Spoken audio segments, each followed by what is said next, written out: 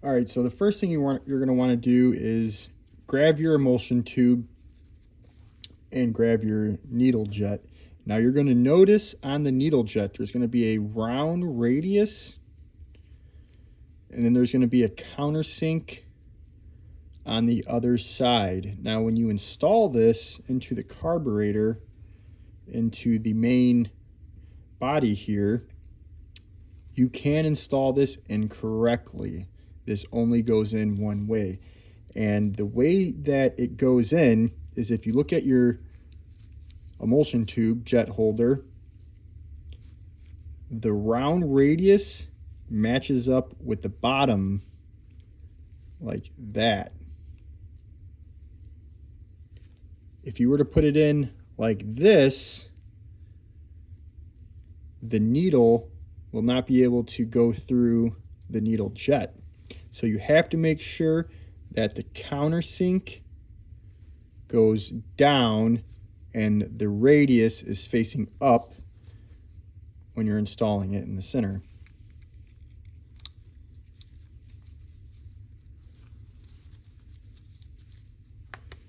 Take your jet holder, screw it in there, verify that it came through the center of the carburetor. Take your 8mm. Now there's no torque specs on any of this stuff, but you don't want to go and kill it because you will break it. Snug tight. That's it. Once you got your jet holder in there, you're going to take your main jet. For this application, I'm using a 180 main jet.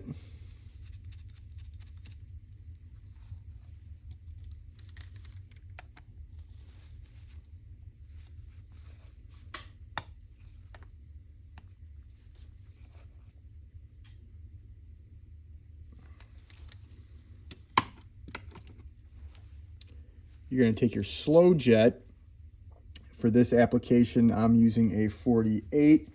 And if you guys watch my previous video, what I like to do is actually grind a flat blade screwdriver to fit perfectly in there, because it's really difficult to get a screwdriver. I mean, even like these smaller, like generic ones, they'll fit in there sometimes, but they just won't bite all the way. And you can see that right there. And what will happen is you'll strip the top of that slow jet out, and it's so easy to do, guys, because these are brass. So what I like to do is just grind a flat blade screwdriver that's wide enough and goes all the way down just like that. So a little tech tip there on not destroying your slow jets. And then slow jet goes there, put it in.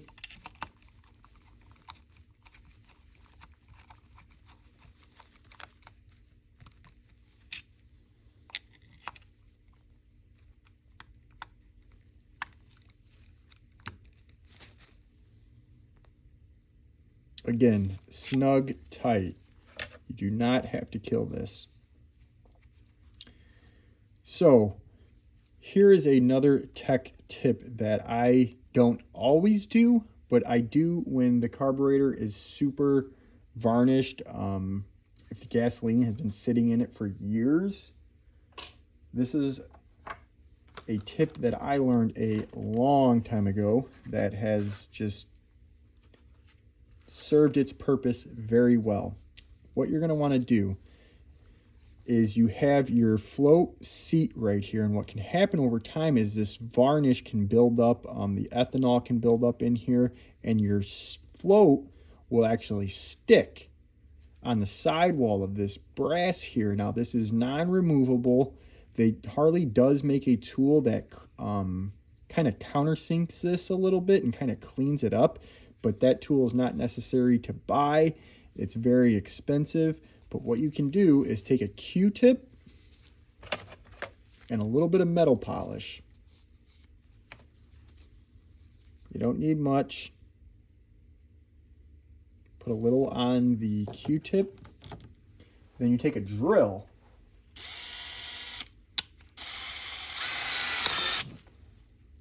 and literally stick it inside there and polish that seat.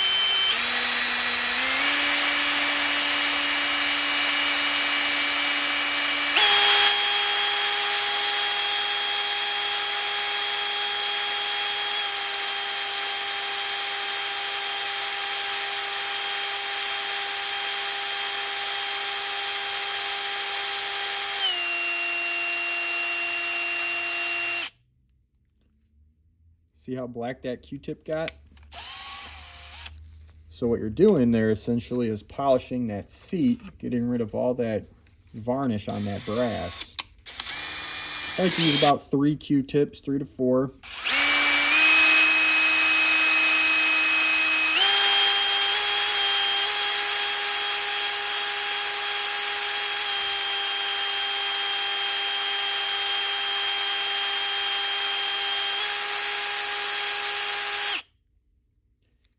If you notice, each time it's going to get darker and darker. And that really allows that float seat to move in there very nicely.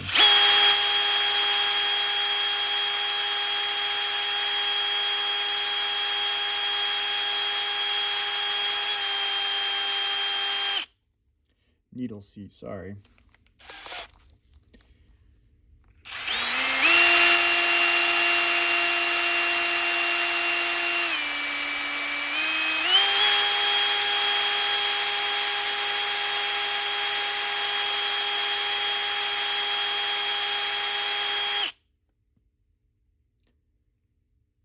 Now, if you can kind of, the camera's going to pick that up, you can kind of see it's pretty shiny in there now.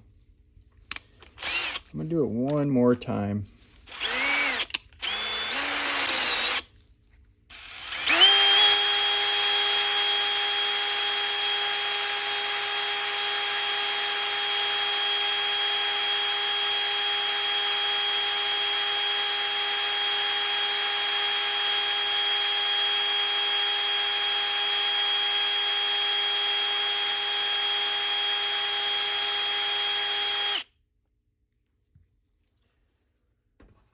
All right, from there, you want to make sure you get that compound out of there. So then you're just going to take your spray, spray it in the hole, in the seat a little bit.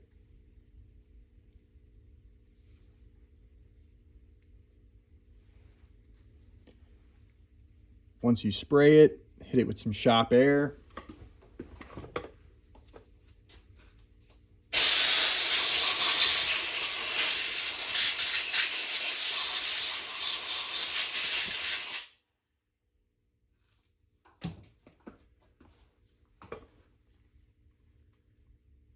And you can really see how nice that shines up. Essentially polishing the needle seat.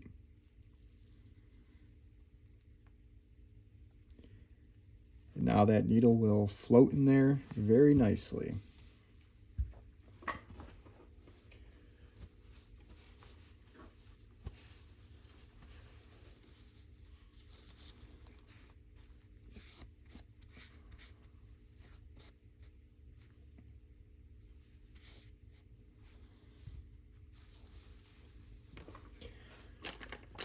All right, so now it's time to install the needle and the float.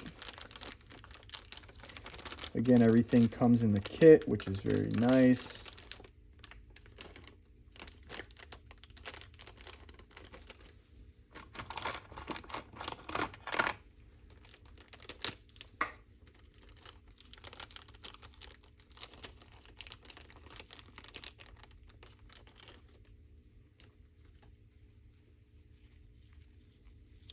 Take your float with you. Oh.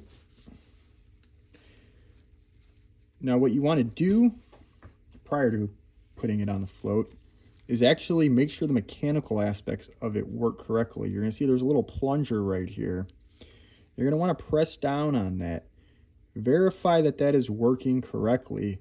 I have seen it to where these from the factory stick, and then it doesn't allow the float to mechanically operate correctly. You know, just verify that the rubber is intact It's secured to the base. Again, these little components like this can be defective from the factory, so you can do the whole job, and then you can still have your carburetor overflowing with fuel, and it could be as simple as you did everything correctly, but the part was bad from the factory. So put that on the float.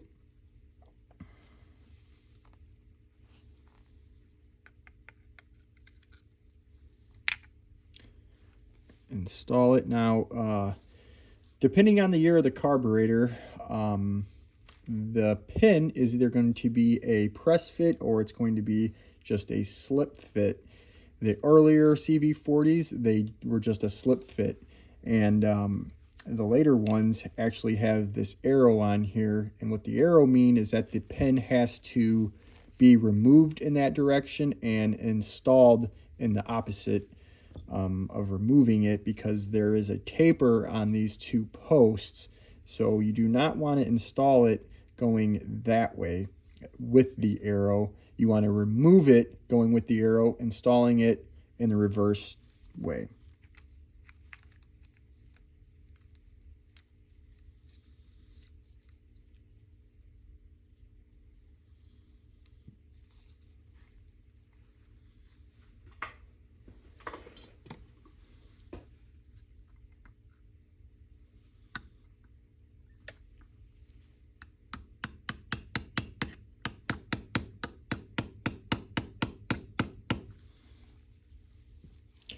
Nice little tap. Sometimes it can be more difficult than others. It just all depends on how many times that pin has been installed and removed.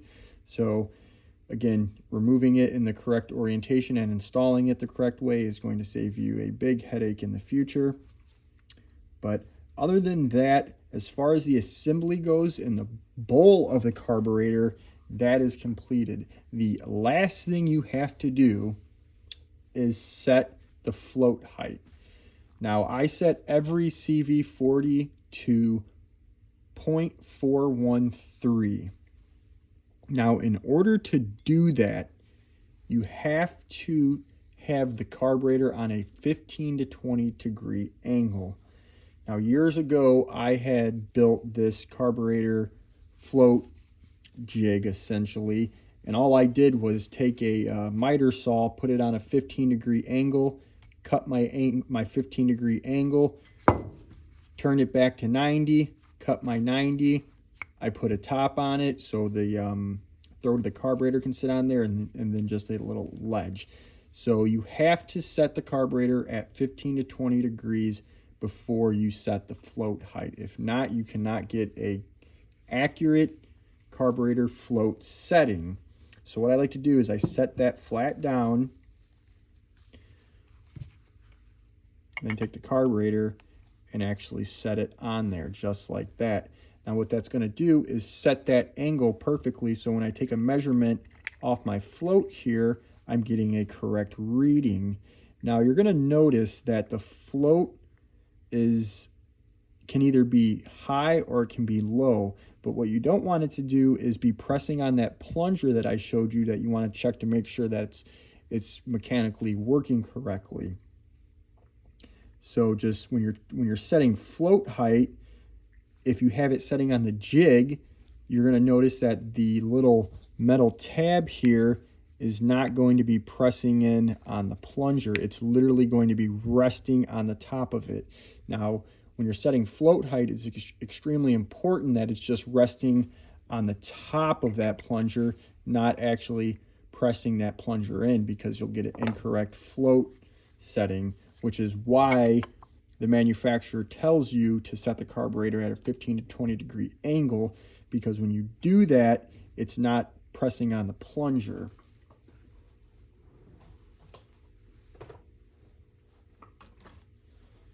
So you are going to need a caliper to measure this correctly and accurately. Again, I set them at 0.413.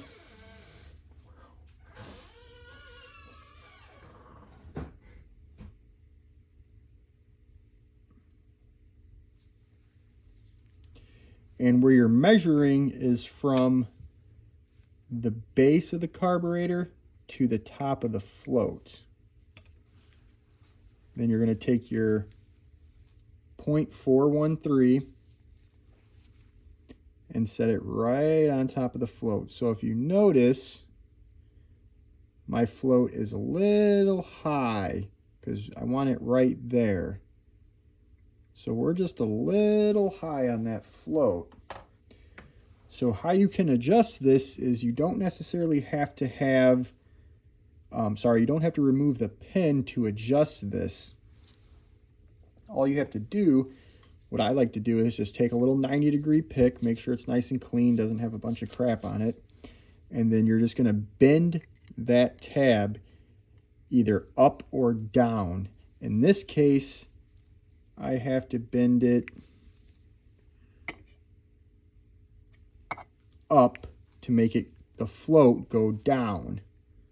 So I'll just get it on there just a little bit and bend it up just a tad. That's all you got to do. Just a nice little tad. Set it back on your jig. Take your caliper. Set it on top.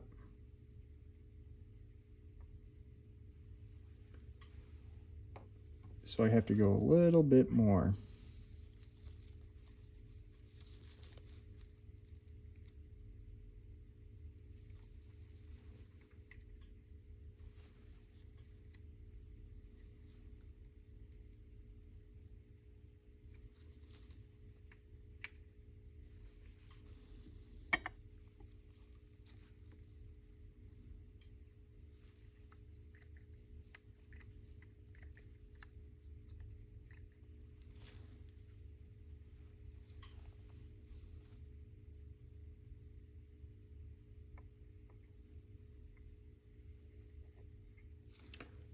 Just a little bit more, and I like to move in small increments. No need to overshoot this, guys.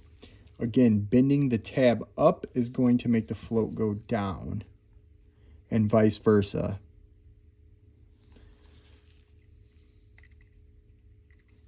And the reason I like to set it on the lower end of the tolerance on the float height is because it allows the carburetor to be a little bit more richer when you set the float at .413, because believe it or not, the float height actually determines how much fuel is actually going into the emulsion tube at the time the carburetor is just sitting naturally. So if the float is set way too low, then the fuel is going to sit a lot higher inside the emulsion tube, allowing premature fuel to actually come out of the main jet even at idle. Same goes if the float height is set too low, then there's not enough fuel inside of the bowl essentially to actually feed the main jet correctly. So that you can have a rich or lean problem just based on the float height alone, and that is why. So that looks pretty good right there. I'm going to go with that. So, and then if you notice here, if you can pick this up on camera with this angle, there is a center line on the float, and 99% of the time when you have that center line parallel with the base of the carburetor, that's pretty much .413 spot on. Again, I wouldn't just adjust that and say, oh yeah, that center line on the float is parallel with the base, I'm good. I would still put it on the jig, measure it with the caliper, do the job correctly, and you won't be back in there doing it again. So now that the float is set correctly, and then after you set the float, you want to verify that, you know, the needle is moving up and down, the plunger is working correctly, and it's doing its job correctly. So from there, you can put the float bowl on.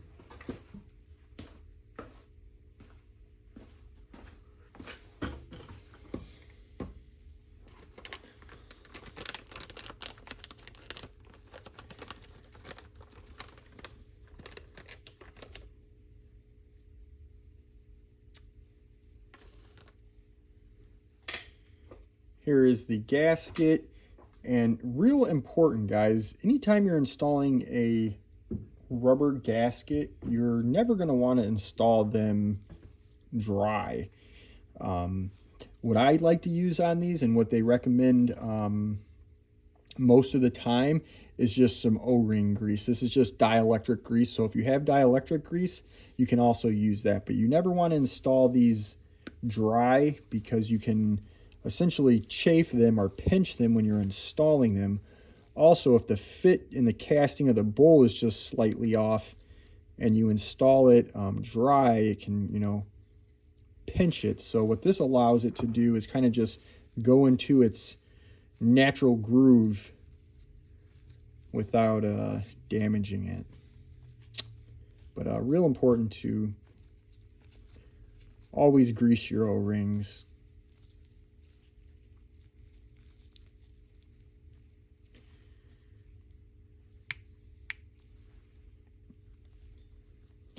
Make sure that you have gotten all of the grime and dirt and whatnot out of the base of the bowl.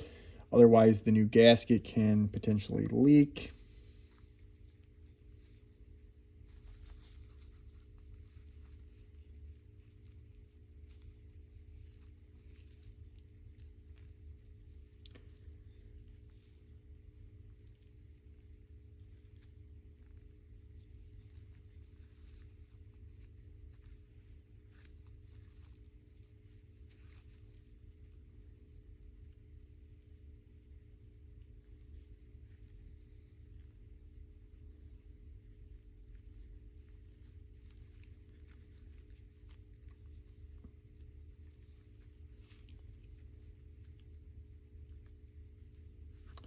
Sometimes if I'm getting a little weird fit on there, I kind of stretch it out a little bit. Just really depends on the manufacturer. And the grease also helps it kind of stay in place. So once you have it kind of set in place there, then you can just very quickly, almost missed a step. The accelerator rod, throw a little bit of grease on there. Rather, it's white lithium, dielectric.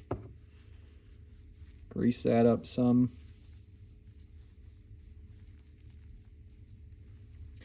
And then normally the kits come with a new boot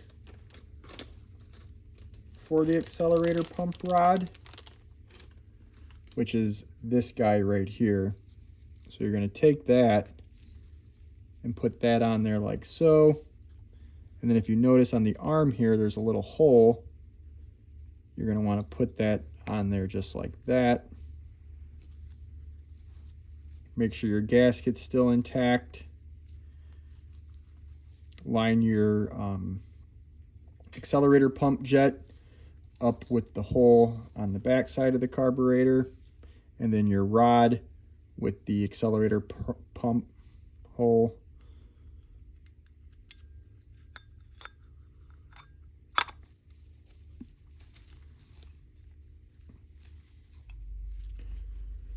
Just like that.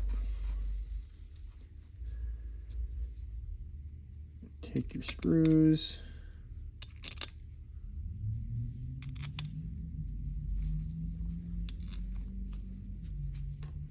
Again, making sure you're using your JIS screwdriver. If you use anything else, more than likely you're going to strip them out.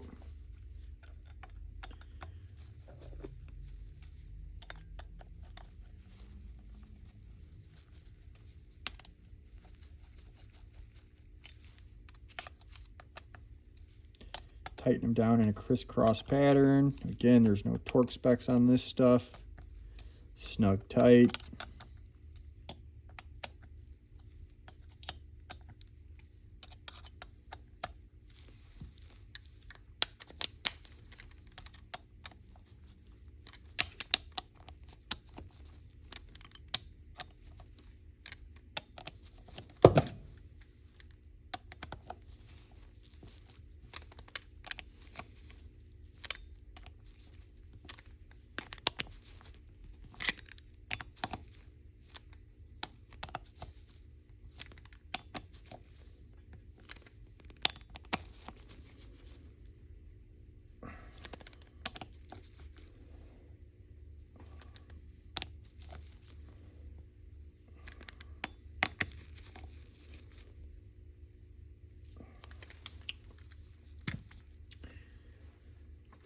From there, you're going to assemble your accelerator pump diaphragm.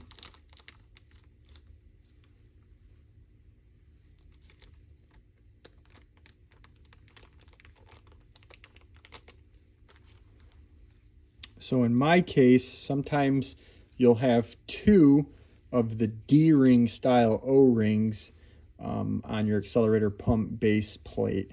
You're going to want to make sure that the sharp 90, not the radius side, but the sharp 90 side goes down into the plate just like that. So the top radius is going to be on the top, 90 on the bottom.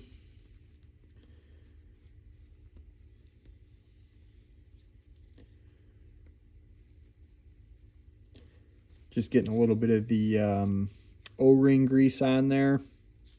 Again, you want to install that not dry. You got your diaphragm. You're going to notice there's a little ledge on the diaphragm. You technically can install this incorrectly. That would be the wrong way to do it. If you notice, there is a kind of counter bore here. That little ledge there goes inside the bore there, just like that, and sits flush. From there, you're going to take your new spring, set your spring on top of there, make sure it's functioning correctly, and very carefully, you're going to take your lid and put it upside down, making sure that that O-ring does not fall out. It's another reason why I like to use the grease, guys, because it holds everything into place.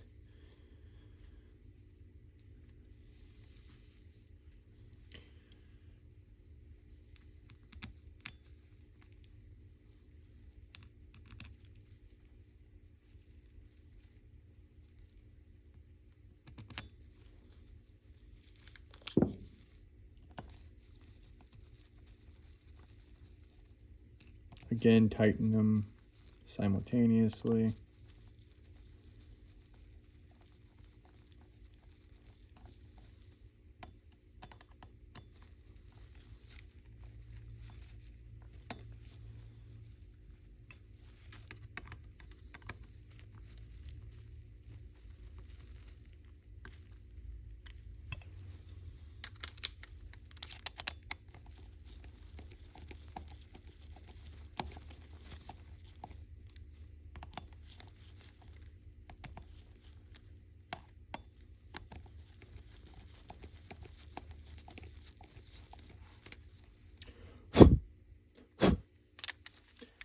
Little corrosion in those threads, giving me a little bit of an issue.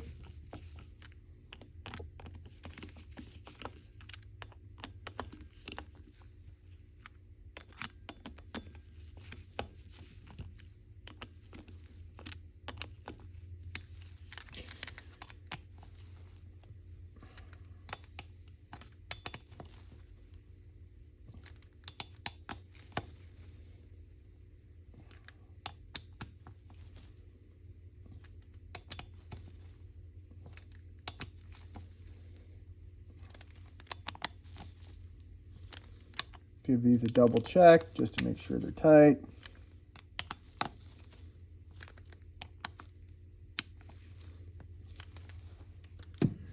All right, the float bowl and accelerator pump base is fully assembled.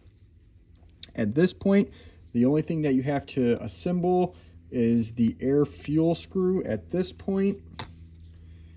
And it is extremely important how you assemble this because there is an incorrect way of doing this. It is a 4-part assembly.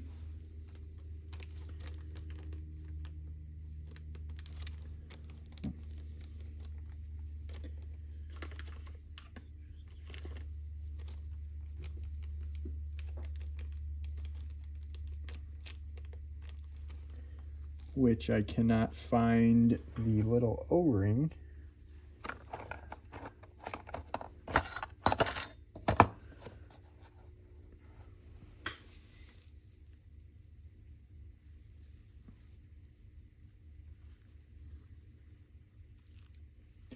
So how the assembly goes, you have your air fuel screw, you have your spring,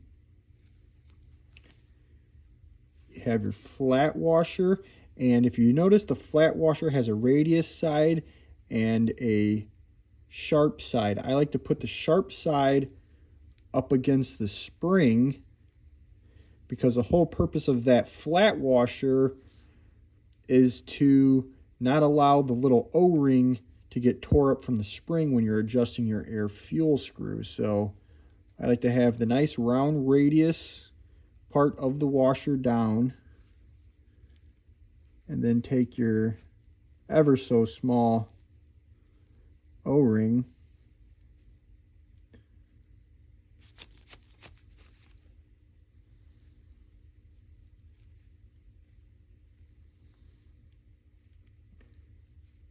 push it on there. Then I like to take a little bit of dielectric grease, O-ring grease, whatever you got,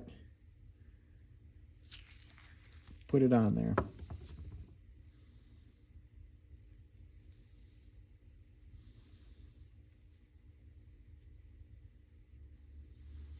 Just like that. Air fuel screw, spring, flat washer, O-ring. And you're going to insert it into the hole.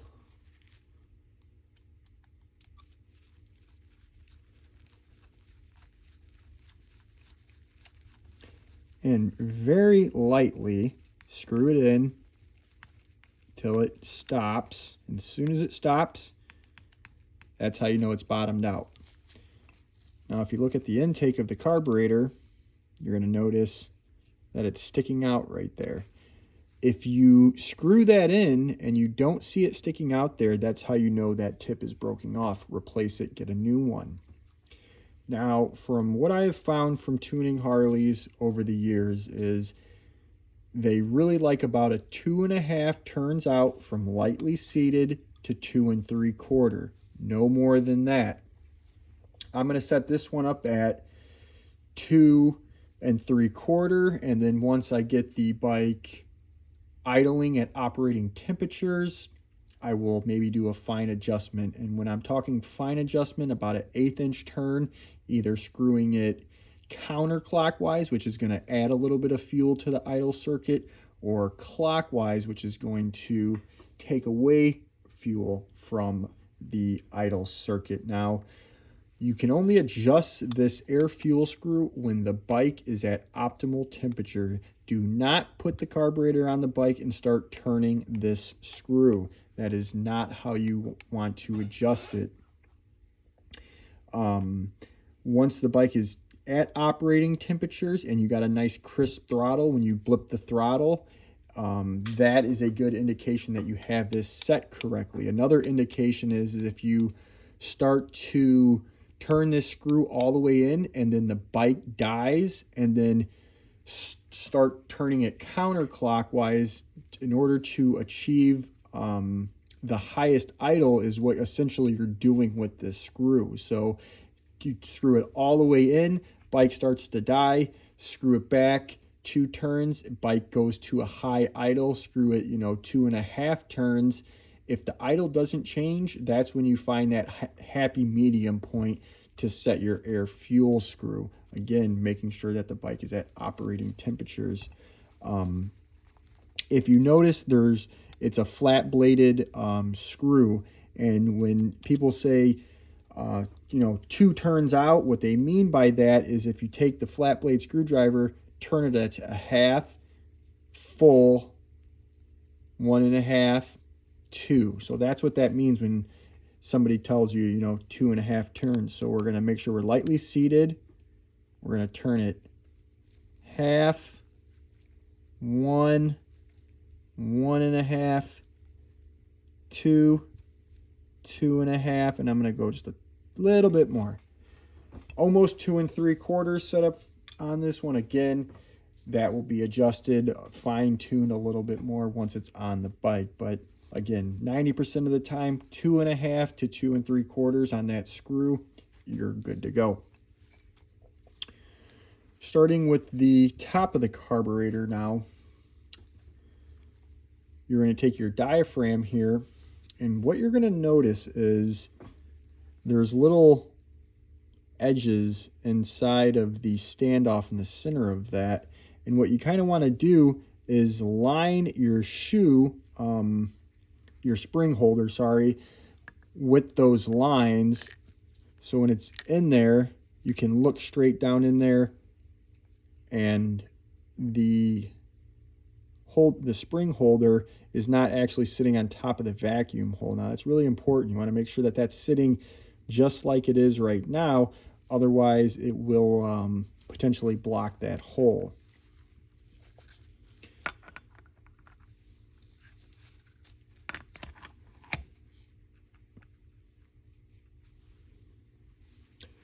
So over the years, I have found that the N65 needle is always my go-to needle.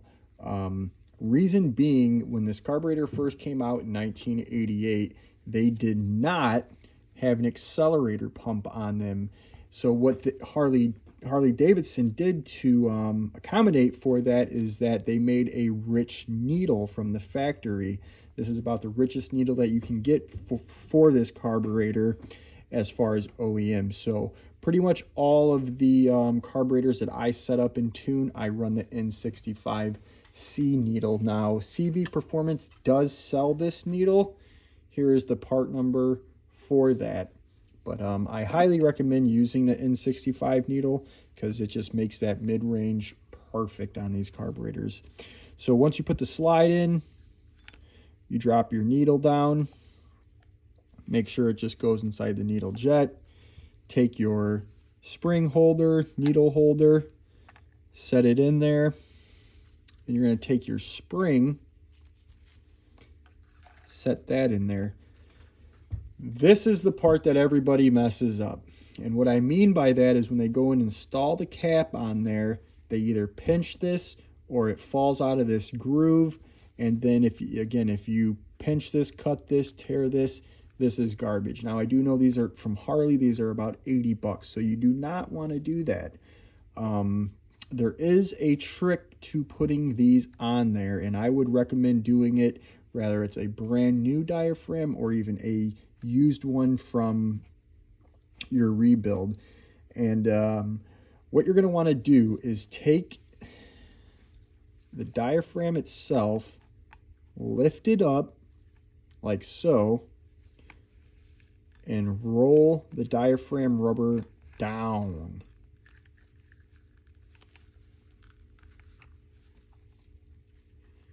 Roll it down like that so it kind of looks like a volcano, and then ever so slightly lower the diaphragm just a little bit.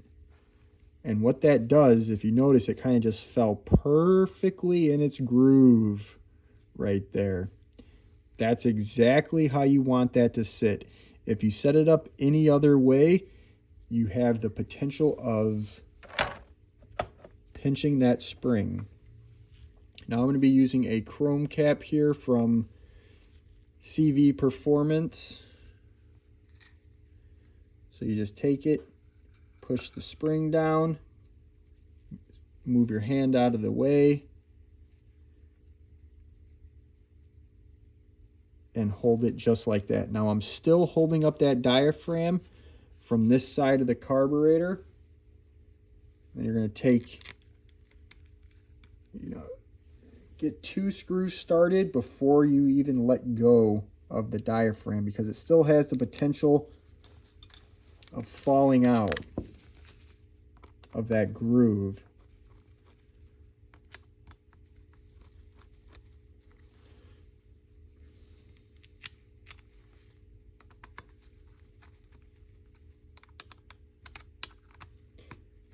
Now, I only like to put the 3 in for this time because the bracket for the cables I don't like to put on until I get the actual carburetor on the bike with the cables. Makes it a little more difficult.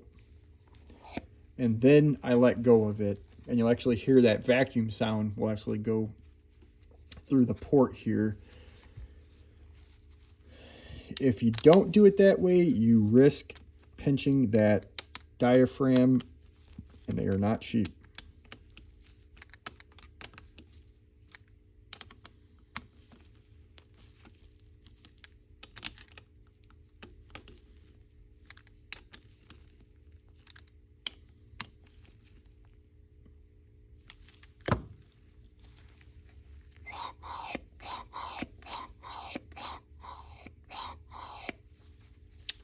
So that's it, guys. It's fully assembled at that point.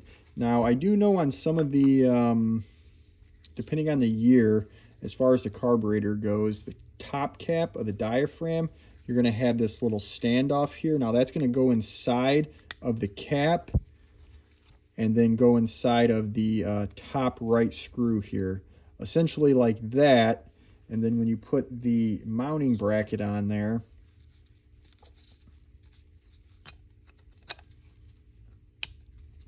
like so, you'll notice on some of the, I wish I knew the year exactly, where sometimes they use that little brass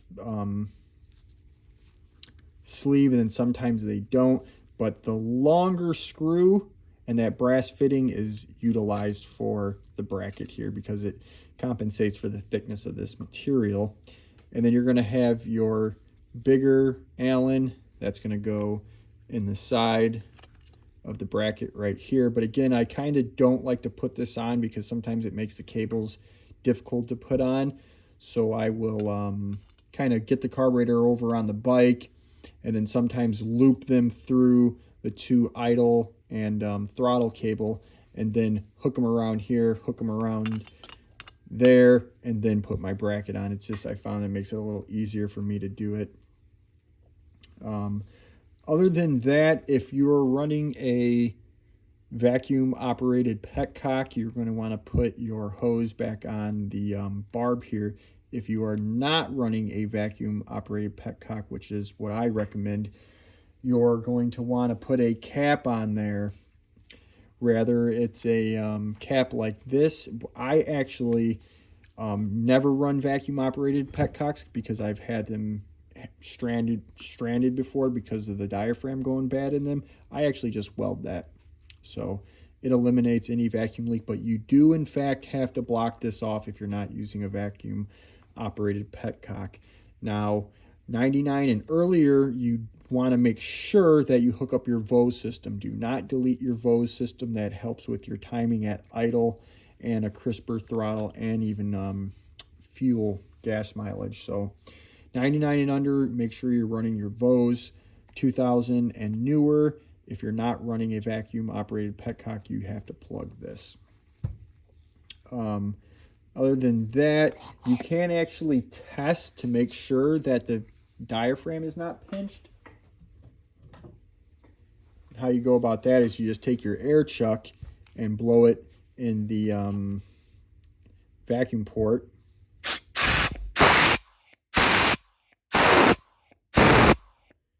See how the diaphragm was going up and down?